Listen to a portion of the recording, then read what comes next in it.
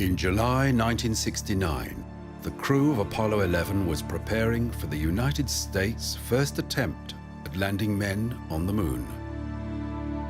NASA, the space agency charged with making the mission possible, had existed for little more than a decade.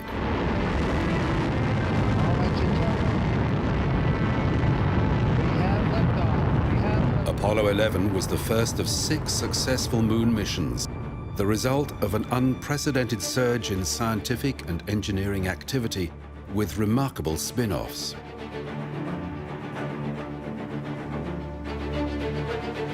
This is the story of how Cold War paranoia and incredible expenditure paid off.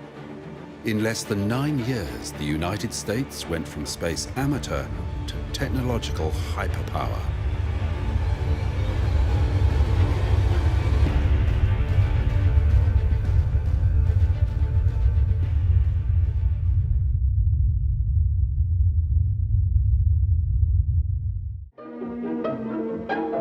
In 1950s America, life was good. The country's vast productive power had switched from making tanks, ships, and aircraft during the Second World War to cars and refrigerators. The United States could dominate the world in a responsible, capitalist sort of way. America had emerged from the Second World War as the unchallenged nuclear-armed superpower.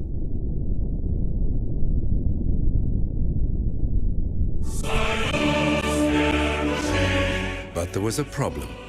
The Soviet Union had finished the war with a giant, battle-hardened army, and the country soon had its own nuclear weapons, becoming the world's second superpower. Its communist ideology, calling for international revolution, was a direct threat to the West.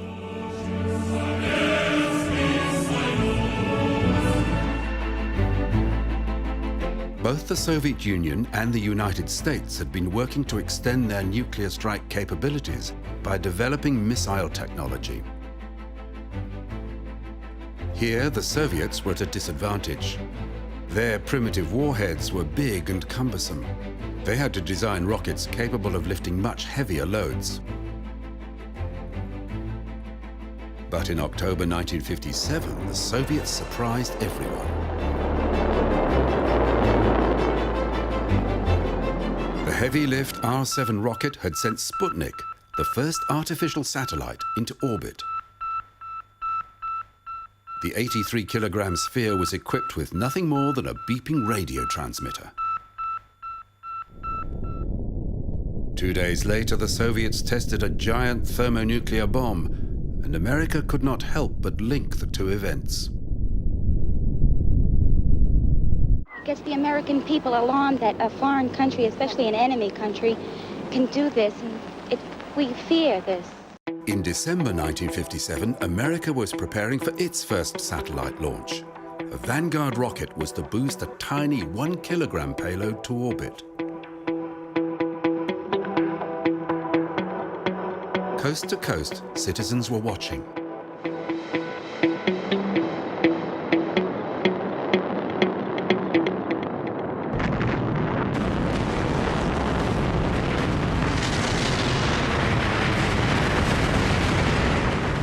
It was an intense humiliation for the United States. Just days later, a Soviet delegate to the UN asked whether America would like aid earmarked for underdeveloped countries. President Eisenhower had wanted a non-military rocket to carry his nation's first satellite. But the Redstone missile developed for the Army by Wernher von Braun was given the directive to salvage national pride with a second attempt. They would use the Juno 1. In 1958, free men everywhere lifted their gaze to Freedom's satellite. It was a success.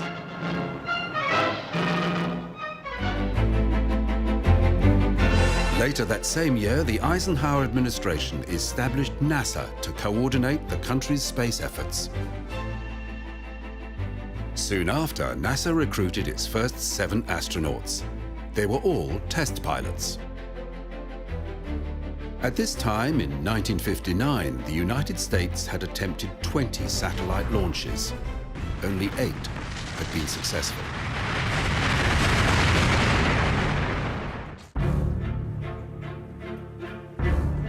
In 1961, the Soviet Union sprang another surprise. His name was Yuri Alexeyevich Gagarin. He would become the first cosmonaut. On the morning of April the 12th, Gagarin was strapped into Vostok 1. It carried air and food for 10 days. If its re-entry rockets failed, Gagarin could last until his craft's orbit decayed naturally. In 108 minutes, Vostok 1 completed one orbit and landed safely back in the Soviet Union.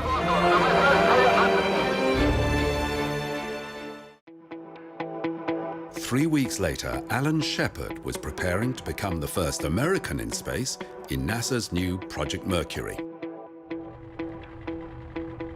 Before dawn on May the 5th, Shepard was delivered to the launch site 2 hours before the scheduled liftoff. This would be the first manned flight of the Redstone launcher. But the Redstone did not have the power to reach orbit. This would be a suborbital hop. In the spirit of the Cold War, Shepard had called his Mercury capsule Freedom 7. There were weather delays, and Shepard had been strapped into his seat for 3 hours before the flight started. All right, liftoff, and the clock has started. This is Freedom 7. The fuel is go. 1.2 G. Cabin at 14 psi. Oxygen is go. Freedom 7 took him to a height of 187 kilometers, ending 15 minutes later in the Atlantic, where the capsule was picked up by a waiting aircraft carrier.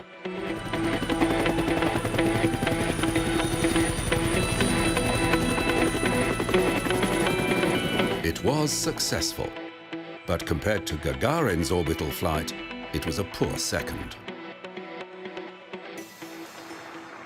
Then, after another 3 weeks, there was a further development. I believe that this nation should commit itself to achieving the goal, before this decade is out, of landing a man on the moon and returning him safely to the Earth. This seemed like a very rash proposition. When President Kennedy made this speech, his country had only successfully launched 12 satellites. The US had made a further 16 attempts, which had all failed. The Atlas booster, due to take the first American to orbit, was still having problems.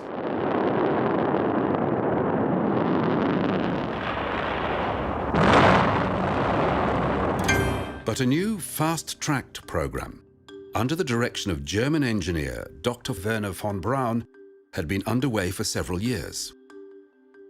A new launcher, the Saturn I, was an attempt to surpass the Russians' heavy lift capability.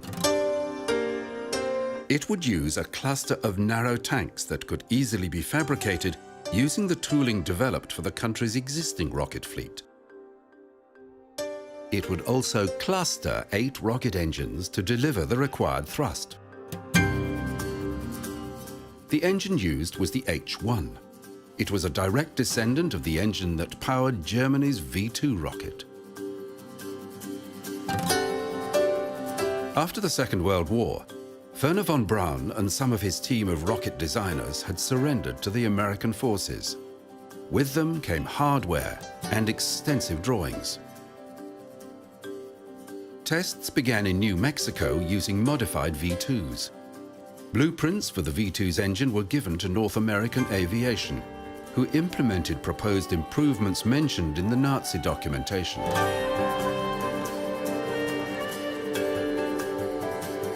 A spin-off company, Rocketdyne, handled the work and are still making rocket engines today. In developing the Saturn I, there was a change in the approach of the engineers. They were keen to avoid the high rates of failure that had occurred with other rockets. This meant that all components would now be tested exhaustively before undertaking a launch. This included the H-1 engine, which was required to deliver 99% reliability. Finally, in October 1961, the first Saturn was ready for flight testing. It was a giant first stage with a dummy second stage and nose cone. As it sat on the pad taking fuel, technicians were methodically checking the rocket's subsystems. This was time-consuming and would later be monitored by computer. High-speed film cameras were focused at critical areas of the pad launcher interface, a technique that continues to this day.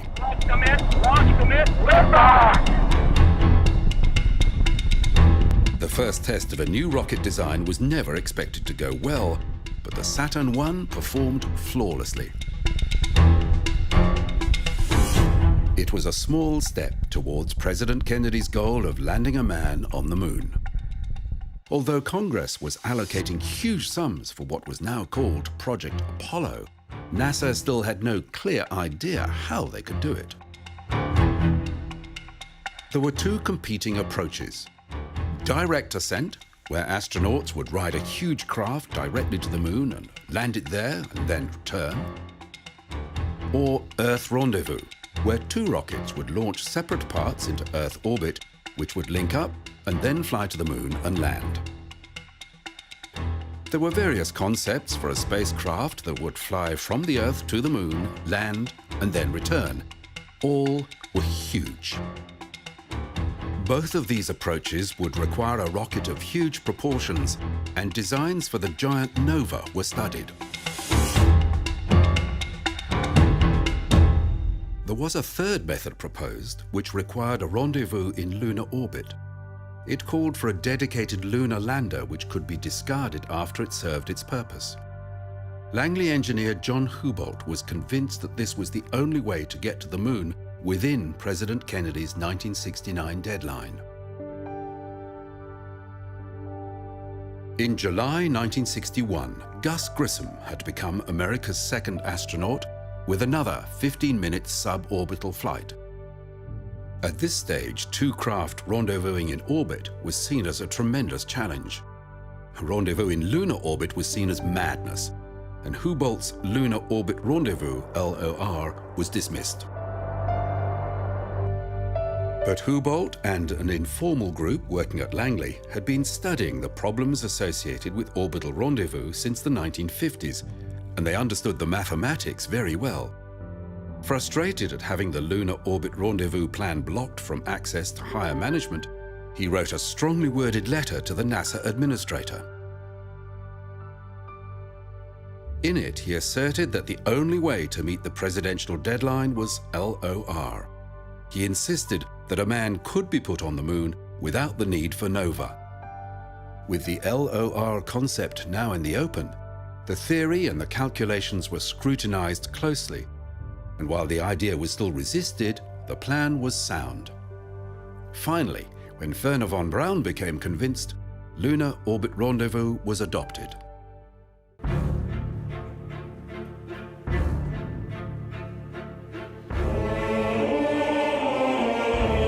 In August 1961, German Tito was preparing to become Russia's second cosmonaut. At 25, he remains the youngest person to fly in space.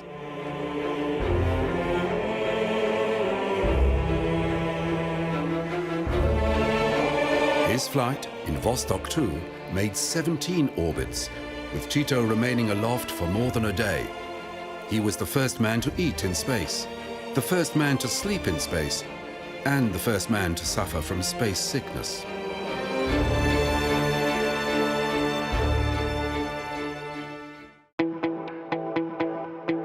NASA were resigned to their second ranking in what had become known as the space race.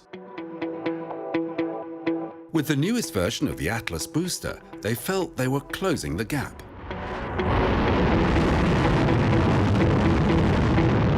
An unmanned flight went well, but they were still worried. To the humiliation of the astronaut corps, Chimp 81, later called Enos, would be the first to fly on the Atlas. It was the first capsule to have solid-state electronics. There were some small problems during this flight, but Enos returned safely, paving the way for NASA's first manned orbital flight. In February 1962, John Glenn was to be the first American to go into orbit in a capsule he'd named Friendship 7. The American people were taking their country's role in the space race very seriously now. Glenn's flight was an opportunity for the US to salvage some pride. John Glenn completed 3 orbits and returned to an Atlantic splashdown without incident. As development continued successfully on the Saturn booster and the Mercury program began more ambitious missions, NASA was getting a clearer view of its path to the moon. A new group of astronauts was recruited, with names like Neil Armstrong, John Young, and James Lovell. And the Lunar Orbit Rendezvous plan meant that a new program would be implemented before Project Apollo. Originally called Mercury 2, the program eventually emerged as Project Gemini. A larger version of the Mercury capsule that would carry 2 astronauts was rapidly designed. It featured ejector seats like a jet fighter, and it would be boosted to orbit atop a refinement of the Titan II missile originally intended to carry a nuclear warhead. Training for the 2-man missions began ahead of a tightly packed schedule of launches. Additional Mercury missions were scrapped. There were very specific objectives laid down for the Gemini program. Orbital rendezvous had to be mastered, and docking with a target vehicle had to become routine. Planners also knew that any trip to the moon would involve leaving the spacecraft and surviving in the vacuum of space in a pressure suit.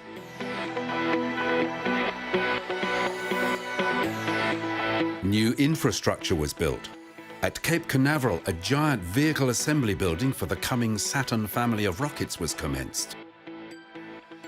In Alabama, a captive rocket test facility was built, and there were new engine test stands constructed in Mississippi.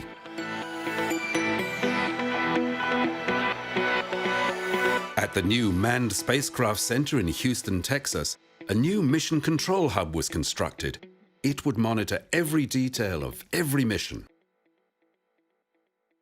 Largely due to the energy of Vice President Lyndon Johnson, Texas was to become the focal point of America's space efforts. It was September 1962, before a crowd in the stadium of Rice University in Houston, the leading space city, gives such a warm welcome to our President of the United States.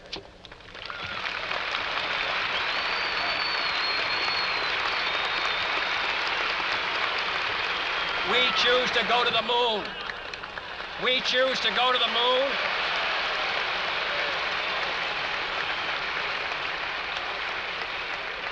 We choose to go to the moon in this decade and do the other things, not because they are easy, but because they are hard.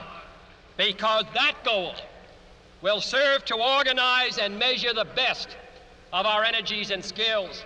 Because that challenge is one that we're willing to accept, one we are unwilling to postpone, and one we intend to win, and the others too. Though the American people were largely on side with the country's space goals, Kennedy understood that the huge expenditures now being made could easily lead to an erosion of the national support. But in little more than 12 months, when the president returned to Texas, he was assassinated.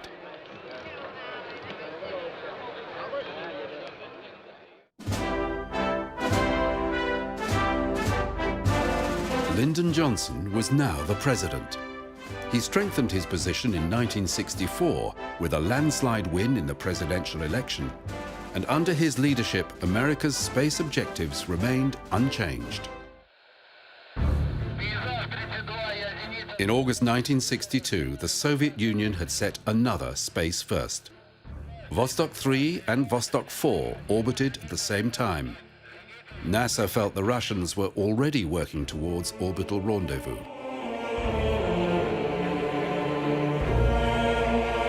In June 1963, another cosmonaut was preparing for another first.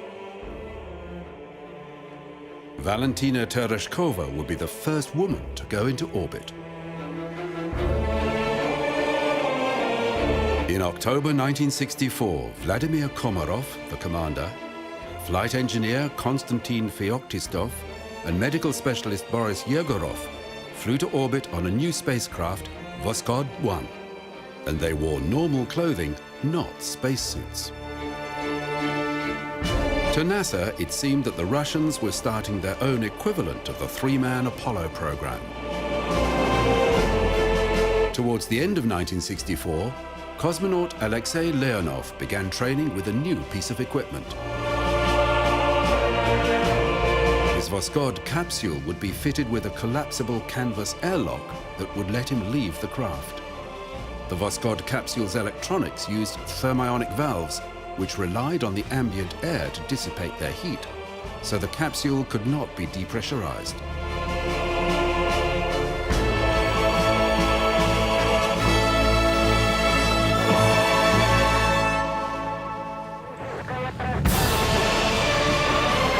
In March 1965, Alexei Leonov on Voskhod 2 became the first person to leave his capsule and float freely in space.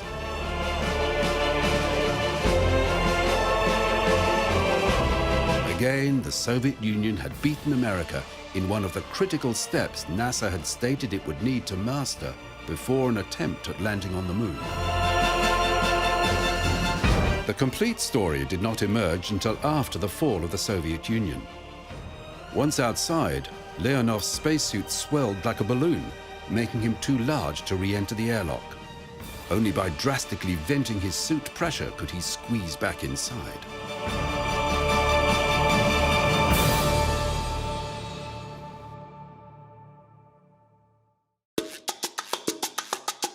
The Gemini spacecraft was a huge advance in capsule design. Mercury astronaut Gus Grissom had been involved in the capsule's development and was responsible for the way pilot control systems resembled aircraft controls. Like the Mercury capsule, it had corrugated titanium skin, but its life support systems and power were housed in a separate module that was discarded before re-entry. The astronauts had separate hatches and sat in ejector seats. Importantly, these hatches could be reopened and closed in space to allow for spacewalks. The first manned Gemini flight, Gemini 3, blasted off in July 1965. Aboard were Gus Grissom and John Young.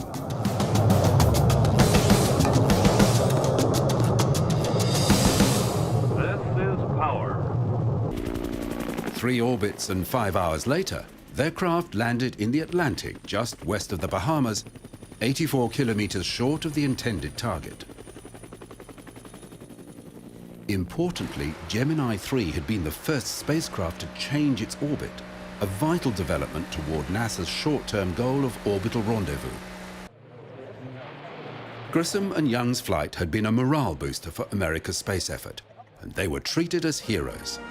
Less than a week after their return, the 2 astronauts were given a ticker-tape parade through the streets of New York. People were now taking the idea of a moon landing seriously. At the White House, the astronauts met with President Johnson.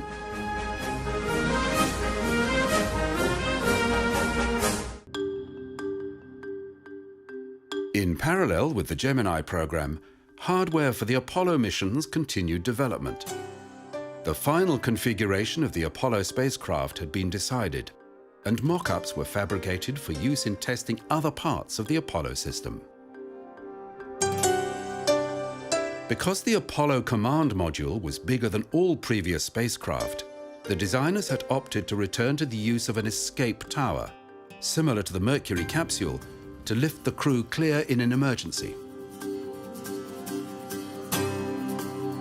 A special launcher known as Little Joe 2 was developed to test the escape system under a variety of simulated malfunctions. During one trial, a real problem occurred, and the escape tower worked perfectly. Dummy capsules were dropped from aircraft to iron out problems with the landing parachutes. Because the Apollo missions would all splash down in the ocean, the capsule was tested in water. There was always a trade-off between weight and strength, and sometimes the engineers had to go back to the drawing board.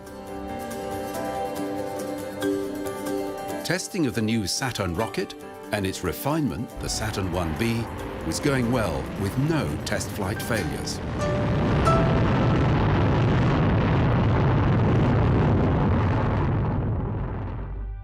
On the morning of June the 3rd, 1965, Gemini 4 was being prepared. For astronauts James McDivitt and Ed White, it would be their first flight. This would be the first mission controlled from the new Integrated Mission Control Center in Houston. Launch control remained at the Cape, but after the launcher had cleared the tower, all aspects of the remaining Gemini and Apollo flights were controlled from this complex. Roger, Fido,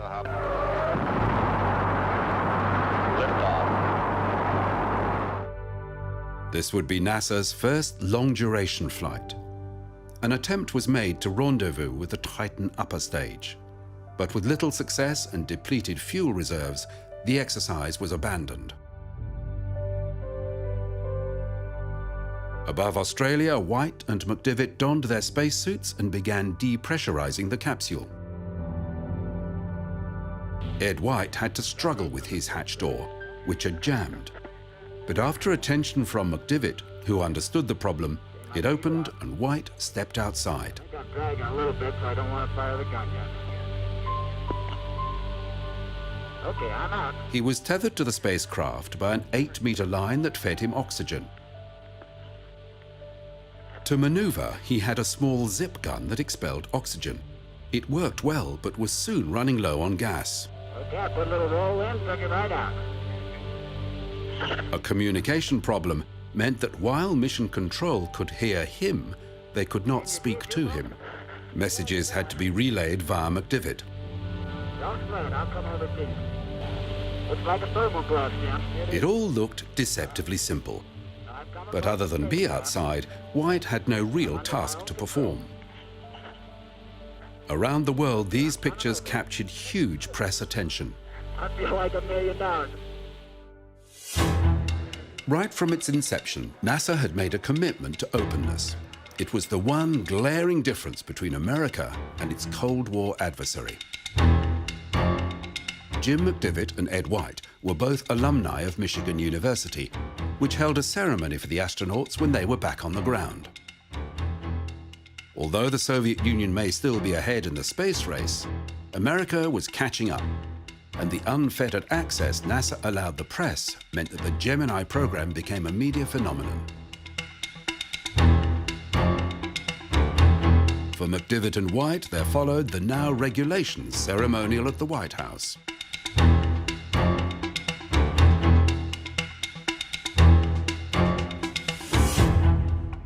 Public support meant that lavish funding kept flowing, and the accelerated development of Apollo hardware continued behind the scenes.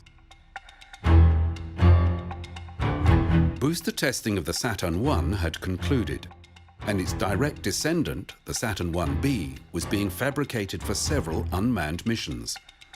It was earmarked for the first manned Apollo flight, scheduled for 1967. The giant C-5, now known as the Saturn V, was also being built. This was the rocket that would take men to the moon. Unlike the clustered tanks hastily pressed into service for the Saturn I, the Saturn V had larger, lighter single tanks, and it replaced the 8 H-1 engines with 5 much larger F-1 engines.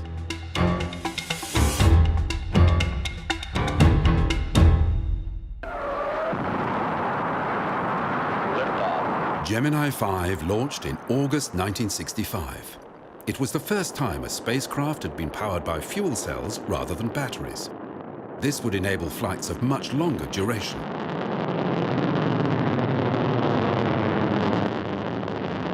But the system gave problems. In addition, the spacecraft's thrusters were unreliable. The crew of Gordon Cooper and Pete Conrad were forced to abandon a rendezvous exercise through diminished electrical supply and limited control of their craft. But Gemini 5 did set a new record for endurance. As Wally Schirra and Tom Stafford sat in their Gemini 6 spacecraft, an Atlas Agena on an adjacent pad was ready for launch.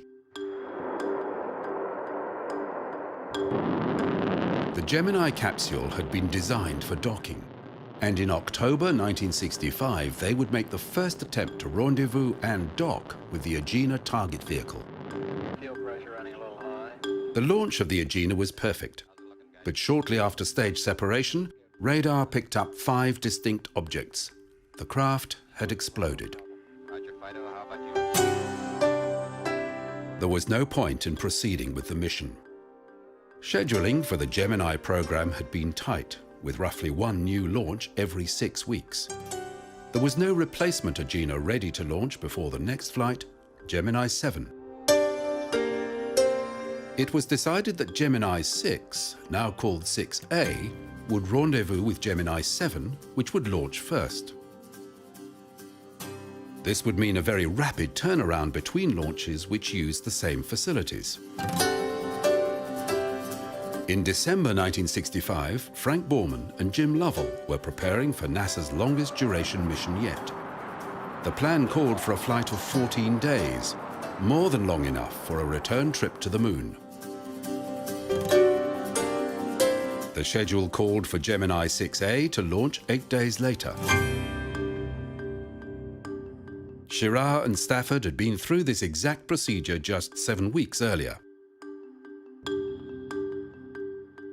There could be no faulty target vehicle to let them down. You're cleared for takeoff.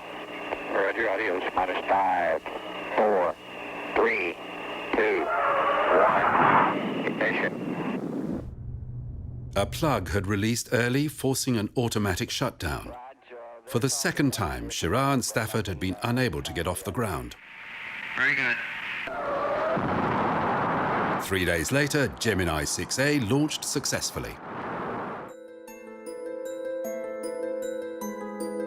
Within 6 hours, the 2 Geminis were side by side.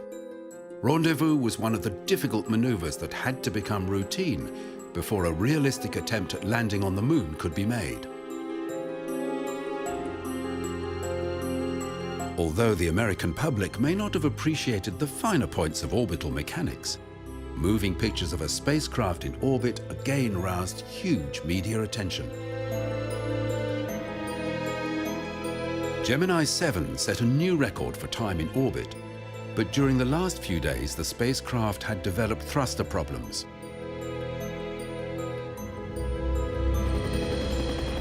The return to Earth was technically uneventful, though Borman and Lovell were weakened after 2 weeks in space. Astronauts were now greeted as returning heroes with intense press coverage. They were becoming celebrities.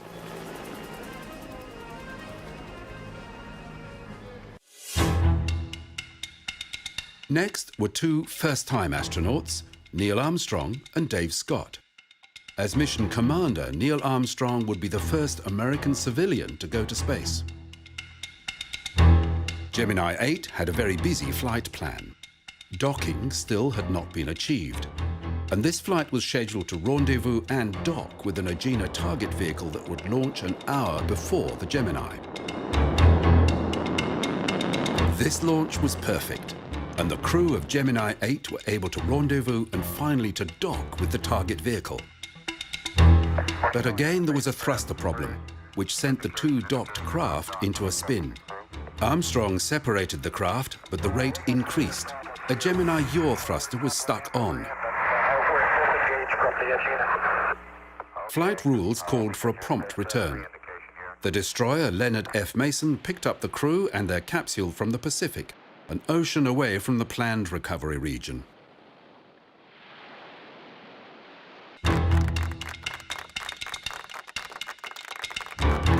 On Gemini 9, Tom Stafford and Gene Cernan would try to achieve the objectives unmet by Gemini 8.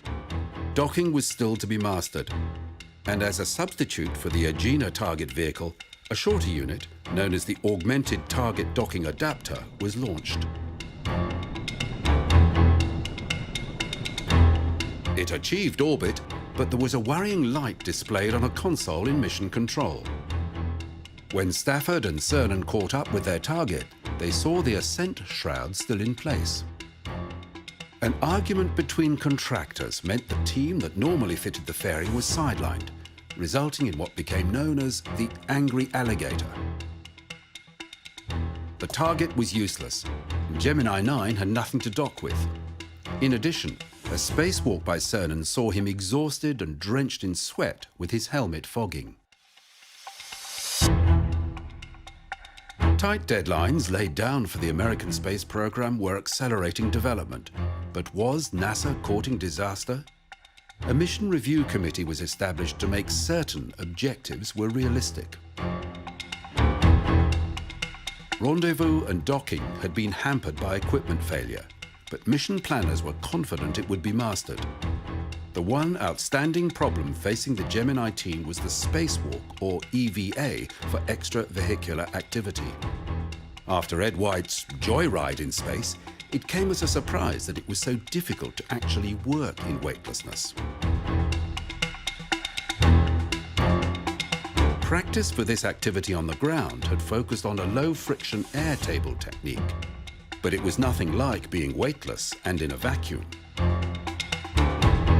For brief periods in an aircraft traveling along a parabolic curve, an astronaut could experience weightlessness.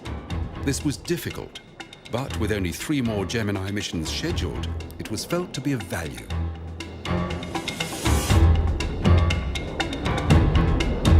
In December 1966, John Young and Michael Collins, on Gemini 10, had very similar mission objectives to the previous 2 Gemini flights. They successfully rendezvoused and docked with their Agena target, then, using the Agena's engine, boosted their orbit to a new record high. The craft then rendezvoused with the spent Agena used by Gemini 8. Collins made 2 spacewalks, losing his camera in the process. As he made his way to the target craft, he found it difficult to gain purchase. He was suffering similar difficulties to his colleagues on previous flights.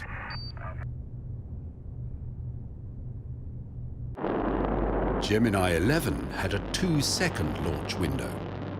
Pete Conrad and Dick Gordon performed a direct ascent rendezvous just 94 minutes after launch. This was the type of rendezvous planned for the Apollo missions. They docked and undocked 4 times, giving NASA confidence in their rendezvous and docking ability. Then, using the Agena's engine, the linked craft achieved a record orbital high point of 1,300 kilometers. During EVA, Gordon attached a tether to the Agena as part of a gravitational experiment. But yet again, the process was exhausting compared with simulated exercises on the ground. NASA had just 1 more Gemini mission to iron out their EVA problems. Planners decided to try a new simulation in preparation for the EVAs scheduled for the final Gemini flight. Buzz Aldrin went through neutral buoyancy training at the McDonough School swimming pool near Baltimore. There would be new anchor points installed on both spacecraft. A waist tether was part of the new equipment. Astronauts had said they used too much energy just trying to maintain their position.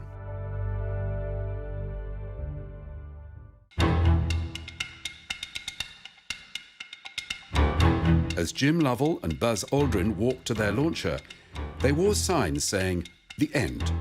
The final Gemini mission was a big news event. The next space flight was to be Apollo 1, due for launch in February 1967. Though the flight plan called for the same rendezvous and docking as the previous 4 missions, Each flight was about refinement of technique, particularly the way in which the guidance computer was being used. But the prime objective for Gemini 12 was EVA.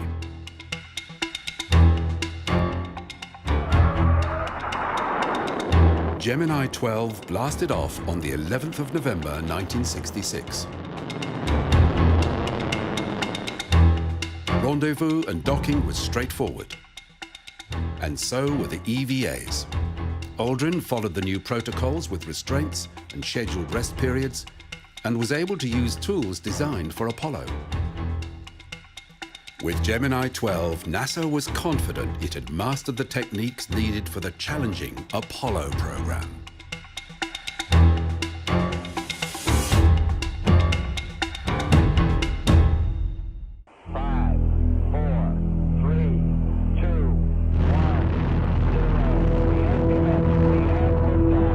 The Saturn 1B had made 2 unmanned flights with early versions of the Apollo command and service modules. Both were suborbital flights. Gus Grissom, Ed White and Roger Chaffee were slated as the crew for the first orbital mission, Apollo 1, with a Block 1 command module. In training for the mission, they were frustrated at the continuous changes being made to the Apollo spacecraft. It was the culmination of everything NASA had learned from the Mercury and Gemini programs, but it was not coming together easily. On January the 27th, 1967, the crew and support team were doing a plugs-out test, a launch simulation where the craft was not connected by umbilicals. As had been the case on all previous missions, they were breathing pure oxygen at slightly above atmospheric pressure. The Saturn 1B was not fueled and the tests were not regarded as dangerous. But a spike in voltage triggered a flash fire in the spacecraft, and in seconds the crew were dead. Flammable materials and the pure oxygen atmosphere were a lethal combination. High pressure in the capsule made opening the inward swinging door difficult.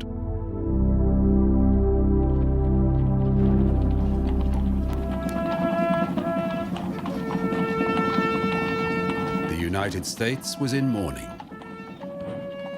Gus Grissom, Ed White, and Roger Chaffee were buried with full military honors.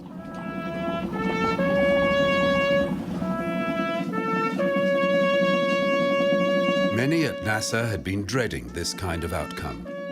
In a speech to colleagues at Mission Control, Flight Director Gene Kranz said, "We were too gung-ho about the schedule, and we locked out all of the problems we saw each day in our work."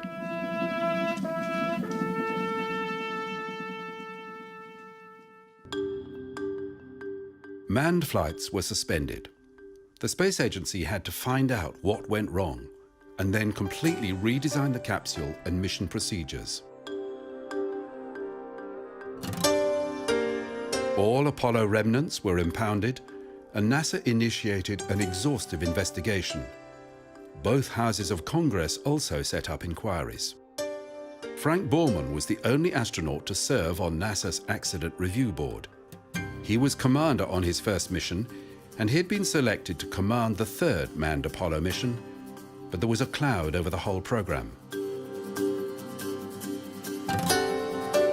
Ultimately, Borman's testimony before a House committee helped convince Congress that the manned Apollo program was safe to resume operations. Outside the inquiries, NASA tried to maintain its focus. Astronauts who were experts in spaceflight were now being sent on field trips to learn about geology in preparation for the moon missions.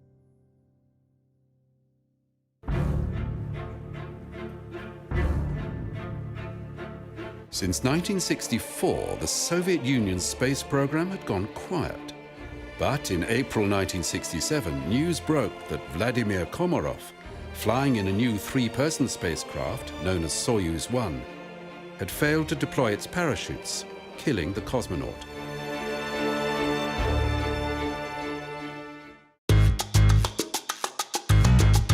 Although in the United States, manned missions for 1967 had been put on hold, NASA was still busy.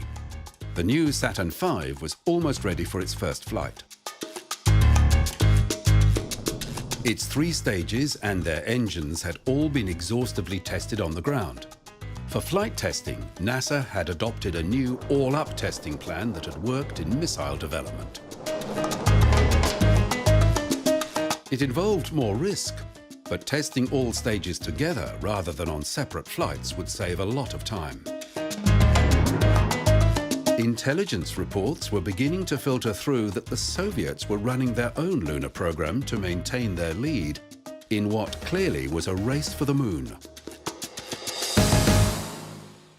Liquid hydrogen tank. The first Saturn V launch also marked the first use of the new Launch Control Complex at the Kennedy Space Center. Shows where go at this time. Originally scheduled for late 1966, developmental problems with the second stage pushed the launch out to November 1967. Transfer is satisfactory.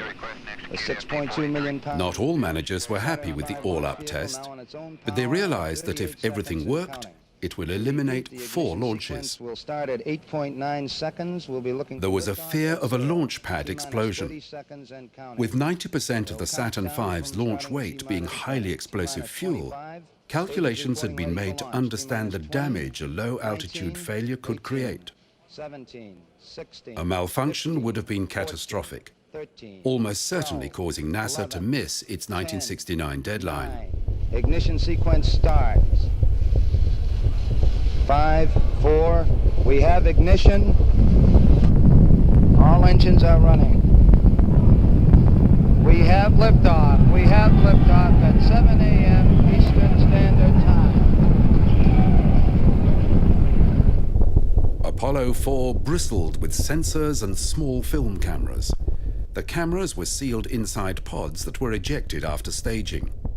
Some of the most memorable images of the Apollo program come from these cameras observing stage separation.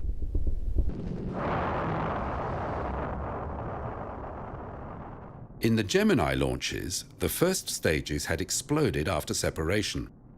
Though this did not threaten missions, engineers wanted to understand everything that happened.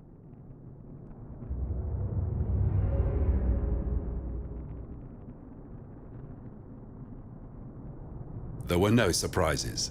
The new Saturn V behaved exactly as its designers had intended. The lunar module, a vital piece of the Apollo hardware, had suffered changes in design with resulting fabrication delays. Engineers began loosely basing their plans on helicopters, but the large windows were soon dispensed with because of their weight. The astronauts would have to stand close to tiny windows to see their landing place. Learning to fly a craft designed to land on the moon was not easy. At its Langley Research Center, NASA had built a lunar module simulator. It tried to recreate a lunar gravity environment so astronauts could practice the last 50 meters of their descent to the lunar surface. More popular with the astronauts was the Lunar Landing Research Vehicle, and its offshoot, the Lunar Landing Training Vehicle. It was nicknamed the Flying Bedstead. In lunar simulation mode, a jet engine counterbalanced 5/6 of the craft's weight. Control of the craft came from variable rocket engines, similar to that on the lunar module. When astronaut Neil Armstrong made his second flight in the research vehicle, things did not go according to plan. NASA had concern about the reliability of these machines, making a number of attempts to withdraw them from service, and with good reason. The craft's rapid development had not included wind tunnel testing, and even in slight breezes there were control issues. Armstrong ejected safely just 60 meters above the ground, but the training vehicle continued as an important adjunct to the Apollo program.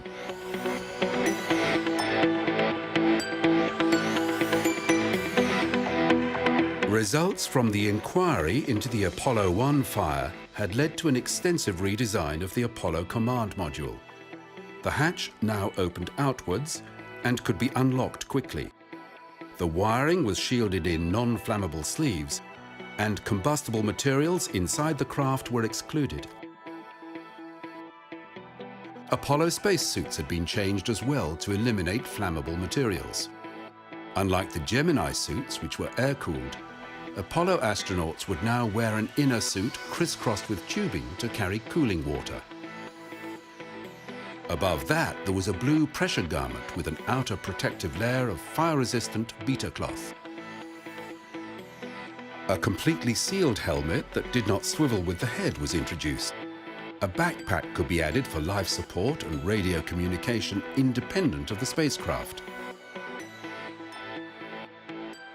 The suit was named the Extravehicular Mobility Unit, or EMU for short, and although it has been refined, the same design remains in use to this day.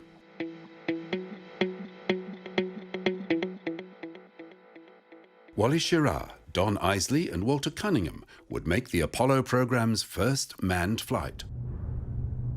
By October 1968, NASA had confidence in the new command module. Apollo 7 would launch to Earth orbit on a Saturn 1B.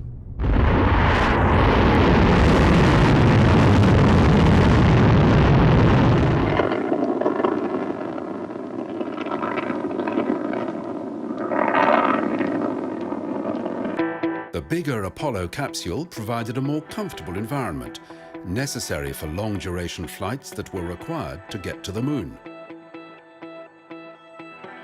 The crew could take off or put on their bulky spacesuits as required, and they didn't have to remain in their couches as in the Mercury and Gemini spacecraft. Soon after reaching orbit, the command and service modules separated from the S-4B upper stage. On a moon mission, this would normally house the lunar module. One of the 4 adapter panels had not opened fully. On subsequent flights, these would separate completely from the upper stage. The spacecraft turned around and practiced docking using a visual reference target that would usually be mounted on the lunar module. Not long into the mission, Schirra came down with a cold, and in the confines of the capsule it quickly spread to the other 2. In zero gravity, the nasal congestion was not clearing in the same way it would on Earth, and the crew were very uncomfortable. Eating became a sore point with the astronauts. Though the food had improved since the earlier space missions, the freeze-dried and bite-sized rehydratable meals fell short of what they considered acceptable. The demands on this mission were considerable. Tense interchanges between the sick astronauts and mission control were not uncommon. They had to fire the service module engine no less than 8 times. Public relations reached new heights on the mission. A series of TV broadcasts from the capsule were watched around the world. At one point, Schirra refused to switch on the TV equipment because the schedule was too crowded and the crew had not eaten. Preparing for re-entry, a new dispute broke out. The astronauts refused to wear their helmets during the return to Earth. With their colds, they worried about the rapid changes in pressure. They wanted to hold their noses and blow to equalize the buildup. Aboard the carrier Essex, the Apollo 7 astronauts were treated as returning heroes. But they did not receive the usual NASA honors, and Schirra, Isley and Cunningham never flew again. At the Kennedy Space Center, another Saturn V was being assembled. It would be the first Saturn V to carry people. Frank Borman, Jim Lovell and William Anders were training hard for the mission, due to fly to Earth orbit with a lunar module, to test procedures in docking, undocking and staging of the lunar lander. Unexpectedly, their training was interrupted. The Apollo 8 crew, along with their backup crew, were called to a meeting just months before the flight. Problems with the lunar module would lead to a delay of many months, endangering the 1969 moon landing deadline. so a new mission was proposed. Apollo 8, without a lunar module, would fly to the moon and go into orbit. Intelligence reports had suggested that the Soviet Union was planning to make a similar attempt, and NASA had no intention of being beaten again by the Russians. The Apollo 8 astronauts would be the first people to leave Earth orbit on a mission that would test the command module in deep space. The objectives had changed to understanding long-range communication, spacecraft navigation, and the examination of potential lunar landing areas. The flight would be a risk. Although the first Saturn V flight had gone well, the second, known as Apollo 6, had not. Engineers were confident they understood the problems and had solved them. Borman, Anders, and Lovell had to have faith that the issues would not recur. We have commit. We have liftoff. Liftoff at 7:51 a.m. Eastern Standard Time. It was a flawless launch. 11.5 minutes later, the spacecraft was in a parking orbit with crew and ground staff checking all systems.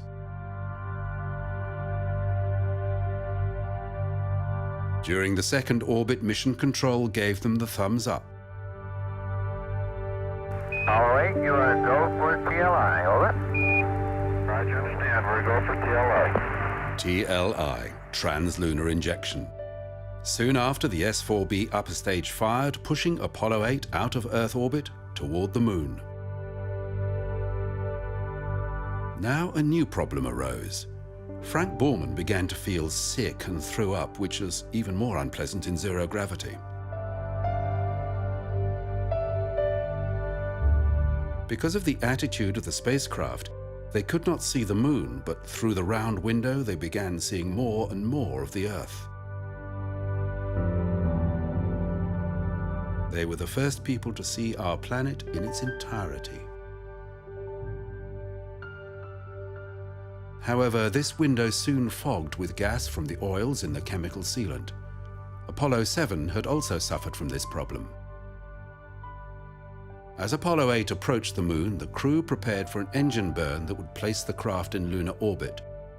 The main engine had to fire for 4 minutes when the command module was behind the moon, out of radio contact. This was the first time the crew got a decent view of the moon. William Anders prepared to photograph the lunar surface. An important part of the mission was to document areas such as the Sea of Tranquility in preparation for future lunar landings. On their fourth orbit, they saw something astounding. Oh my God, look at that picture over there. There's the Earth coming up. Wow, is that pretty? Hey, don't take that, it's not scheduled. After this mission, it was said, they went to the moon and discovered the Earth. Color film, Jim? Hand me a roll of color, quick. Oh, man, that's great. Where is it? Quick. After 10 orbits of the moon, Apollo 8 fired its main engine and began its return to Earth. During the cruise back, Bill Anders captured more pictures of the Earth. The Apollo 8 astronauts returned as heroes. Their flight around the moon had put NASA's space effort back on the front pages. On their return to Houston, there was an outpouring of national pride. Finally, the US was winning the space race. But it was the end of 1968, and there was only 1 year left to reach the moon within President Kennedy's deadline.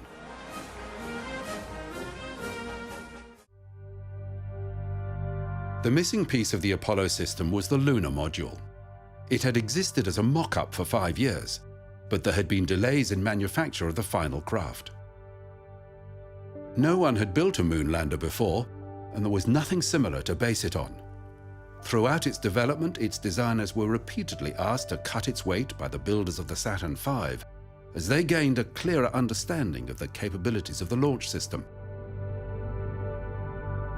In March 1969, a lunar module with a crew was headed to Earth orbit. Apollo 9 would be the first test of the complete Apollo system. Russell Schweickart, Dave Scott, and Commander Jim McDivitt faced a punishing schedule. They would test the lunar module and the life support backpack for use on the lunar surface. Once in orbit, the command and service modules separated from the S-4B upper stage that carried the lunar module. They docked with the lunar lander to withdraw it from the S-4B. After separation, Apollo 9 backed away to a safe distance, and ground control sent the discarded stage on a course toward the Sun.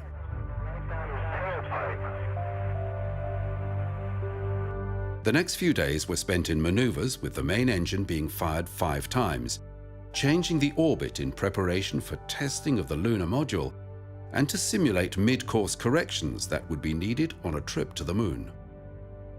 The crew removed the hatches and probes to clear the connecting tunnel between the command module and the lunar module that had been named Gumdrop and Spider. These were the first craft to be named since Gemini 3's Molly Brown. Every aspect of the linked spacecraft was closely monitored in mission control. Soon, McDivitt and Schweickart would fly in a machine that had no capability of returning to the ground, and nothing could go wrong.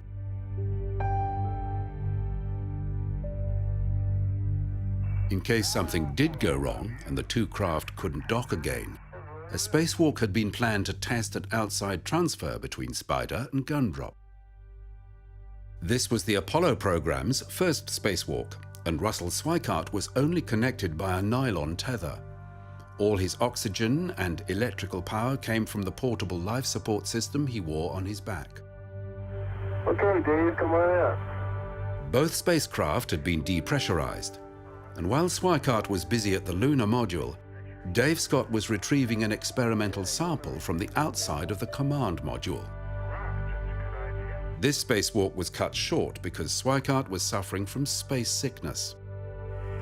Okay, we're nice and stable with respect to you. The next day, Spider and Gumdrop separated for the first time. It's a nice looking machine. So is yours. Using its descent engine, the lunar module withdrew to a distance of around 150 kilometers.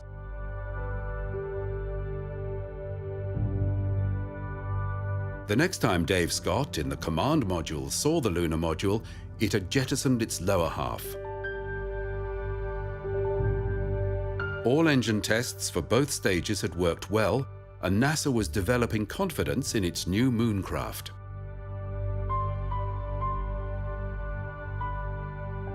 Before redocking with the command module, McDivitt and Schweickart did a complex series of pirouettes to allow Scott to inspect the craft from every angle.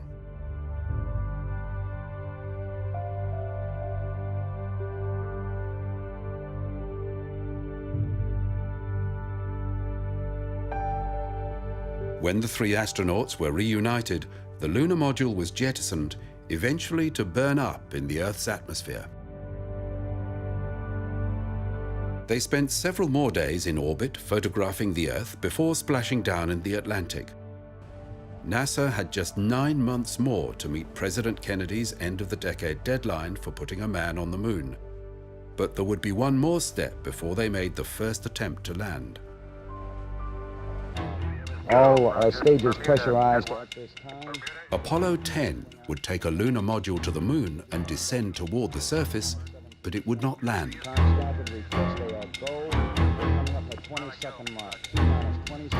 In keeping with NASA's very tight schedule, it had a long list of questions to answer, and the mission would have the most experienced crew of any Apollo mission so far. Lunar Module pilot Gene Cernan had flown on Gemini 9.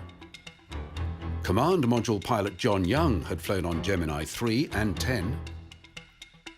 And Commander Tom Stafford had flown on Gemini 6 and 9. One of the important problems that this mission had to solve was linked with the Moon's uneven gravitation. Previous manned and unmanned lunar orbital missions had discovered that variable concentrations of mass within the Moon had caused lunar orbits to be erratic. NASA needed to map these irregularities to fully understand how their spacecraft would perform in lunar orbit. 9. We have ignition sequence start. Engines on. 5, 4, 3, 2. All engines running. Launch commit. Liftoff. We have liftoff 49 minutes past the hour.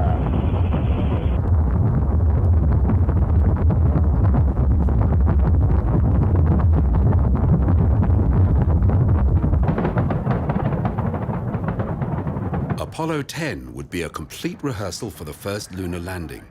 It would be the second Apollo craft to leave Earth orbit.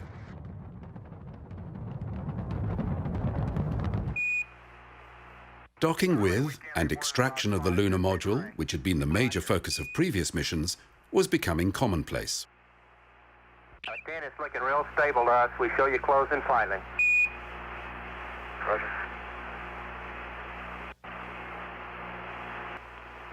Snap, and we're there. Got 2 grays. Roger. Apollo 10 was the first spacecraft to make color television transmissions, and they pulled in audiences of around 1 billion. I just do whatever he says. As in the previous mission, Apollo 10 had 2 spacecraft, each needing a different call sign. The astronauts had elected to call the mothership Charlie Brown and the lunar module Snoopy, after the popular Peanuts cartoon strip of the time. Subsequently, space crews were asked to choose names that had a little more gravitas.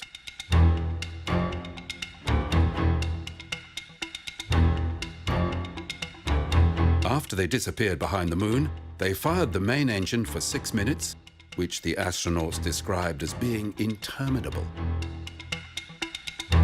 The craft went into lunar orbit as planned, and 6 hours later, Stafford and Cernan entered Snoopy to prepare it for descent toward the lunar surface.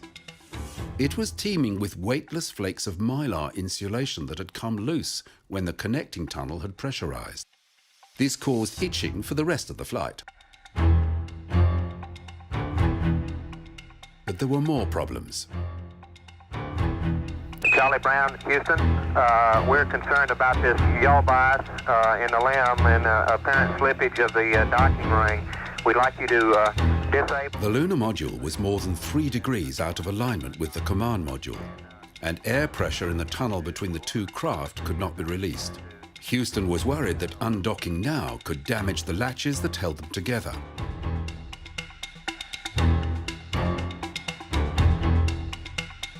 Engineers on the ground decided that anything less than 6 degrees was not a problem, and Snoopy was given the all-clear to undock.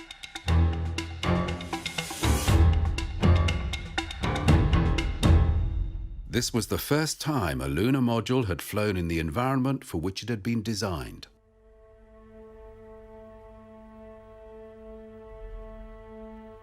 Mission planners were concerned that Stafford and Cernan might try to seize the opportunity to make an unauthorized landing, so Snoopy had been short-fueled. If they did land, they could not get back. For the next 8 hours, John Young would be alone in Charlie Brown. Houston, Charlie Brown, how do you read on high gate, over? Charlie Brown, Houston, over. Roger, read you loud and clear. Snoopy was go for DOI. Roger, great, sounds great, we copy. Snoopy dropped lower and lower, passing directly over the proposed landing site for the next Apollo mission, and traveling more than 500 kilometers from the mothership. But just before they were due to jettison the descent stage, a guidance setting switch, which was in the wrong position, caused the lunar module to gyrate wildly. By dumping the descent stage and switching to manual control, Tom Stafford was able to regain stability.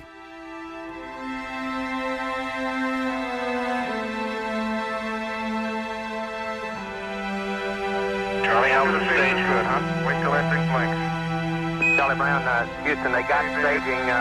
They had a wild gyration, though, but they got it under control. Over.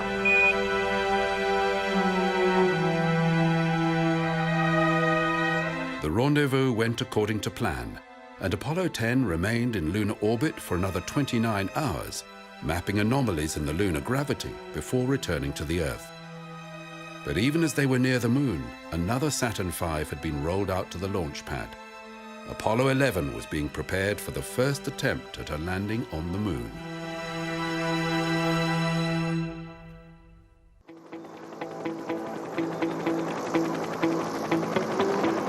Early on July the 16th, 1969, vast numbers were gathering along the beaches of Central Florida to witness history.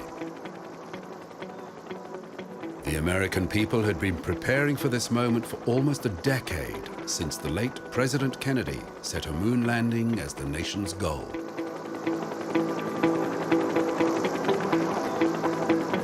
More than 1 million people were crowding the roads and causeways around Cape Canaveral that had been renamed Cape Kennedy.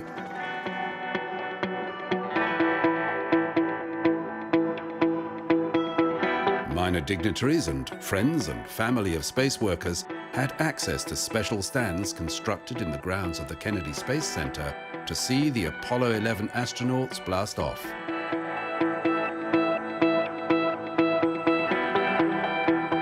While the public had great faith in NASA's ability to land men on the Moon, the experts working in the space business put their chances of success at no better than 50-50.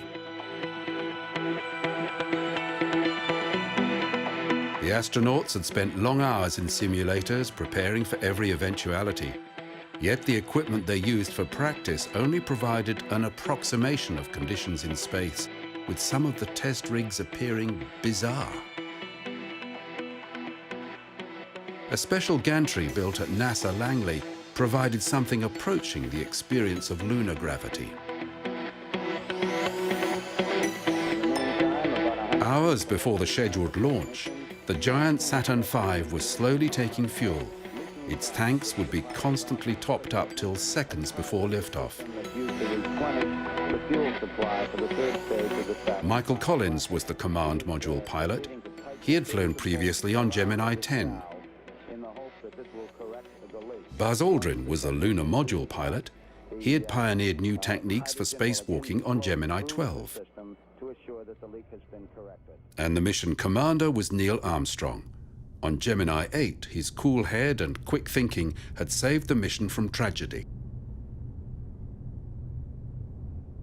Apollo 11 would have a fully experienced team chosen to deal with and solve difficult problems. And there would be problems. Every NASA mission had built upon the experience of previous missions. But there was always a point when they entered unknown territory, and the pressure to reach the Moon before the end of 1969 had been unrelenting. We're going to the moon together. But across America, people were supremely confident, and launch parties were held across the country.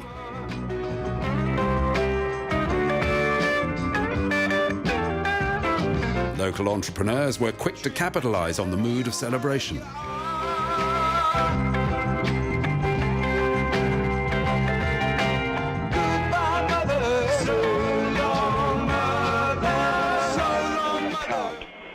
The swing arm now coming back as our countdown continues. At the Kennedy Launch Center, tension was high. For German-born rocket pioneer Werner von Braun, his whole life had been leading up to this moment.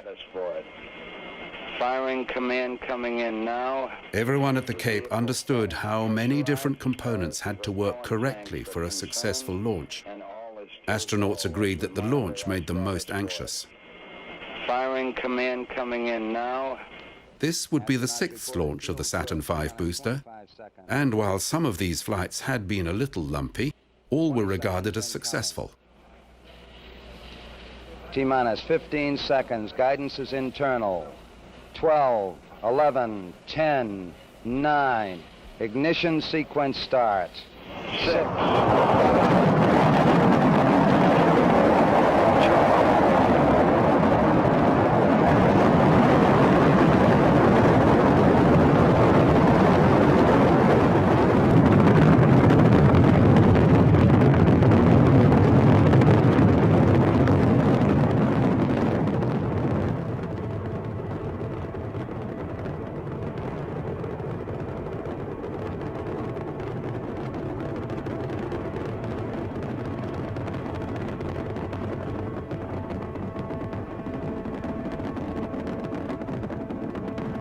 After it cleared the launch tower, control was transferred from the firing room at the Cape Complex to Mission Control in Houston.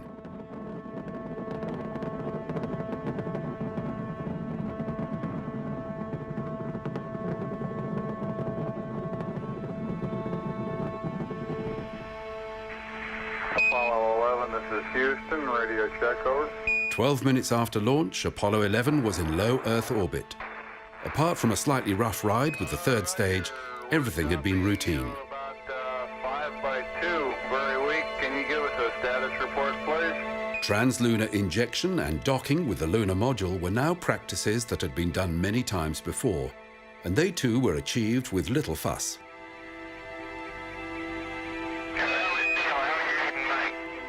Loud and clear out, Mike, and we understand that you are docked. The cruise to the moon and lunar orbit had been done twice before, and flight manuals and checklists had all been rewritten with the benefit of previous experience. The Apollo system had been designed so that all navigation observations and engine burns could be made by the crew, but radio ranging techniques had improved so rapidly that Mission Control was now giving all the instructions. However, the crews still used the onboard technology to determine their position in case of a communications problem. Command module pilots took pride in the accuracy of their navigation.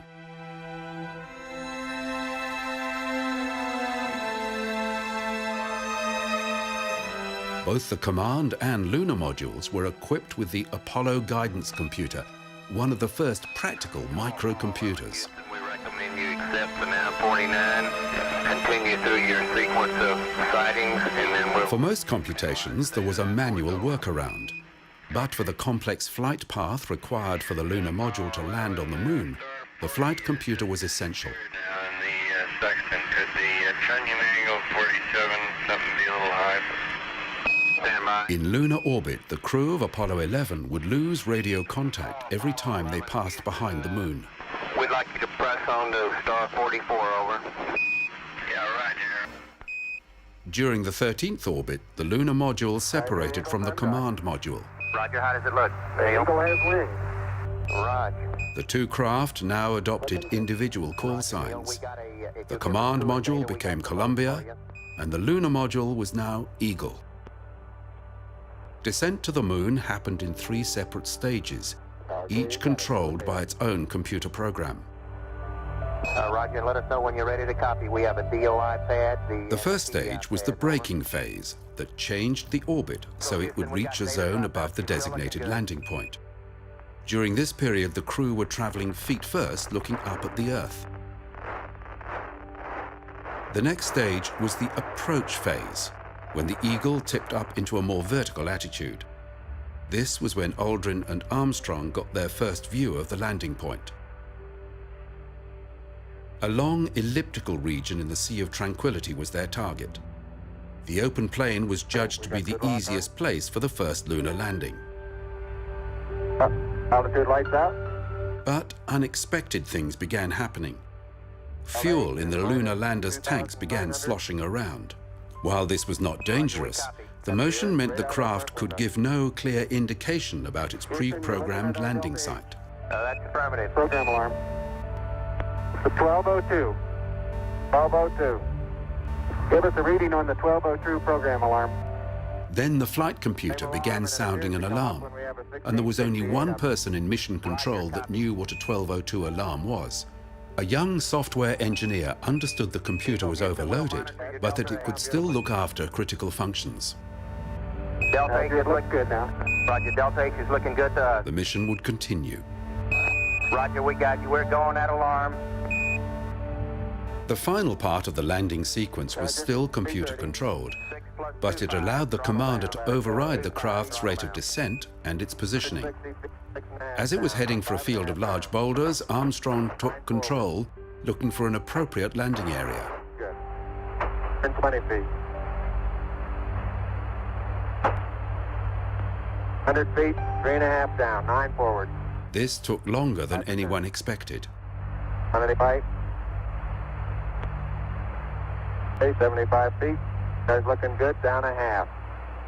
6 forward. Fuel was running low. 60 seconds. Lights on. Down 2.5. Forward. Forward. That's 40 feet down 2.5. Picking up some dust. 30 feet, 2.5 down. Straight shadow. 4 forward. 4 forward. Drifting to the right a little. 20, down 1/2. 30 seconds. Forward. Just. Good. Okay. Contact light. Okay, engine stop. ACA at a descent. Mode control both auto, descent engine command override off. Engine arm off. 413 is in. The relief in mission control was palpable. We copy you down, Eagle.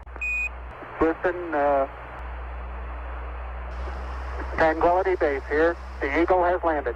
Roger, Tranquility. We copy you on the ground. You got a bunch of guys about to turn blue. We're breathing again. Thanks a lot. Thank you. Because of the distractions during the descent, no one had a clear idea of the Eagle's exact location. Okay, we're going to be busy for a minute. Master arm on. Take care of the descent. After the craft was made secure, the flight plan called for the astronauts to get some sleep, but Armstrong and Aldrin requested a change, which was agreed to. They began preparing for their walk on the lunar surface.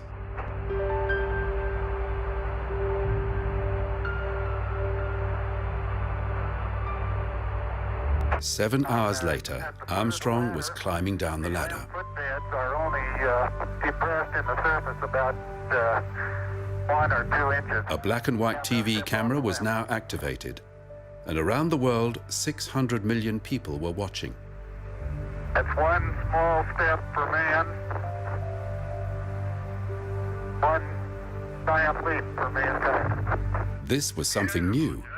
No one had thought that history would be televised with the world as witness. Beautiful, Mike, really is. It had been argued that television was a waste of time. Now, NASA was rescheduling future missions so their astronauts would step onto the moon in prime time. You do have to be. All right, you do have to be. Armstrong and Aldrin spent 2.5 hours on the lunar surface, and much of that time was used in ceremonial duties such as planting the US flag and chatting to the president.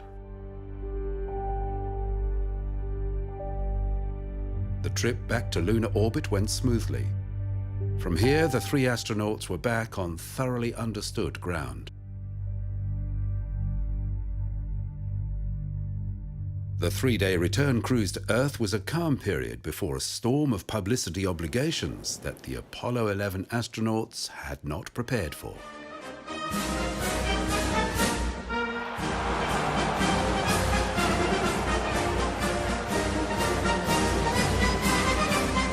Armstrong, Aldrin and Collins were feted in ticker-tape parades across the United States and then across the world. NASA was keen to build on this wave of popularity, but the final 3 scheduled moon landings were soon cancelled, and although the remaining moon missions became more ambitious and complex, the American people lost interest.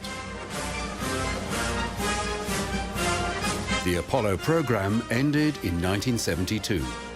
Nobody has been back to the moon since.